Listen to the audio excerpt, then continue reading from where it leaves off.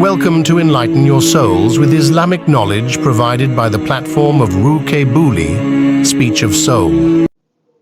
نحمده ونصلي على رسوله الكريم أما بعد فأعوذ بالله من الشيطان الرجيم بسم الله الرحمن الرحيم وعن أبي جعفر رضي الله تعالى عنه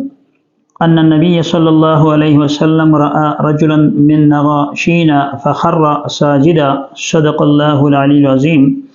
حضرت ابو جعفر رضی اللہ تعالیٰ عنہ سے روایت مروی ہے کہ رسول اللہ صلی اللہ علیہ وسلم نے ایک بونے کو دیکھا تو سجدے میں گر پڑے۔ اس روایت میں رسول اللہ صلی اللہ علیہ وسلم سے جو حدیث مروی ہے اس میں رسول اللہ صلی اللہ علیہ وسلم نے اس بات کی وضاحت فرمائی ہے کہ جو شخص ایسا ہو کہ کسی شخص کو دیکھے اس صورت میں کہ وہ یا معذور ہو یا نابینا ہو یا اس کا قد جو ہے بونا اس شخص کو کہا جاتا ہے جس کا قد انتہائی چھوٹا ہوا کرتا ہے،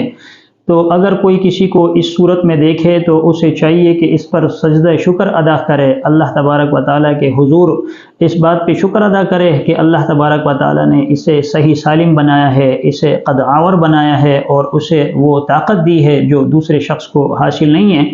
اللہ تبارک و تعالیٰ کی ہر نعمت پر اللہ تبارک و تعالیٰ کا شکر ادا کرنا چاہیے۔ حضرت ابو جعفر رضی اللہ تعالیٰ عنہ فرماتے ہیں کہ رسول اللہ صلی اللہ علیہ وسلم نے ایک بونے کو یعنی ایک چھوٹے شخص کو دیکھا تو سجدے میں گر پڑے۔ اس کے بارے میں فقہا فرماتے ہیں کہ اگر کوئی شخص کسی ایسے شخص کو دیکھے جو عیب دار ہو، اس میں کوئی عیب ہو، یا تو اس کا قد بہت زیادہ چھوٹا ہو یا پھر بہت زیادہ دبلا ہو، پتلا ہو، یا اس صورت میں کہ بہت زیادہ وہ ہیلتھی ہو، بہت زیادہ موٹا چوڑا ہو، یا ایسا شخص ہو جو معذور ہو، خدا نخواستہ نابینا ہے یا کانوں سے جو ہے وہ سن نہیں سکتا، بہرا ہے یا زبان سے بول نہیں سکتا، یا اسی طرح اس کا رنگ جو ہے وہ بہت زیادہ کالا ہے، یا اس کی حالت ایسی ہے جو معذوری کی سی ہے، یعنی پاؤں پہ چل نہیں سکتا یا ہاتھوں کے ذریعے پکڑ نہیں سکتا،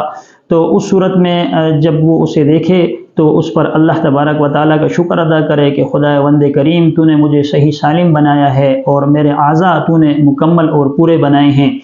لیکن علماء محققین فرماتے ہیں کہ سجدہ شکر اس شخص کے سامنے ادا نہ کیا جائے، کیونکہ اسے پھر احساس کمتری اس میں پیدا ہو جاتی ہے اور وہ پریشان ہو جاتا ہے، سرگرداں ہو جاتا ہے کہ واقعی یہ بہت بڑا عیب ہے۔ تو اس صورت میں اس کے سامنے وہ سجدہ شکر بجاوری نہ فرمائے، بلکہ جب وہ شخص چلا جائے یا انسان کہیں دوسری جگہ چلا جائے تو اس صورت میں وہ سجدہ شکر ادا کرے۔ اور محققین نے اس بات کی بھی وضاحت فرمائی ہے، اگر کوئی شخص ایسا ہو جو منافق ہو اور اس کے اندر ایسی کوئی خرابی ہو جو اسلام کے خلاف ہو، یا یوں سمجھ لیجئے جو مخالف سنت عمل کرتا ہو، سنت کے خلاف کوئی عمل کرتا ہو، تو اس کے سامنے شکر اس طور پر ادا کیا جائے کہ اسے احساس ہو جائے کہ میرے اندر کوئی خامی ہے یا خدا نخواستہ اللہ تبارک و تعالیٰ کے احکامات کی وہ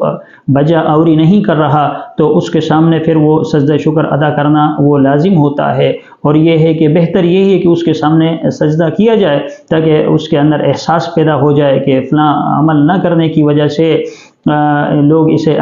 مجھے عیب دار سمجھ رہے ہیں اور مجھے خطا کار سمجھ رہے ہیں۔ تو اگر کوئی منافق آدمی ہے یا خدا نخواستہ کوئی کسی گناہ کے اندر مبتلا ہے تو اس کے سامنے اس نعمت پر شکر ادا کرنا چاہیے کہ اللہ تبارک و تعالیٰ نے مجھے یہ نعمت عطا فرمائی اور مجھے اس گناہ سے انہوں نے محفوظ رکھا ہے۔ لیکن اگر کوئی آدمی ایسا ہے جو فطرتی طور پر جو ہے وہ چھوٹا ہو، یا اسی طرح اور کوئی عیب ہو جو آنکھوں پر مبنی ہو، یا کانوں کی سماعت سے کوئی شخص محروم ہو، یا اور کوئی اس طرح پاؤں کے اندر یا ہاتھوں میں خرابی ہو، تو اس صورت میں سجدہ شکر تو ادا کرنا چاہیے، لیکن اس شخص کے سامنے سجدہ شکر ادا نہ کرے۔ ایسا نہ ہو کہ وہ اس کے اوپر پھر افسوس کرے اور اسے ندامت اور شرمندگی کا سامنا کرنا پڑے۔ اللہ تبارک و تعالی ہمیں رسول اللہ صلی اللہ علیہ وسلم کی ہر سنت کو اختیار کرنے والا بنائے اور اس پر عمل پیرا ہونے والا بنائے۔ آمین وآخر دعوانا ان الحمد للہ رب العالمین۔ Thanks for watching. For more Islamic lectures, kindly subscribe to Rooh Booli on YouTube.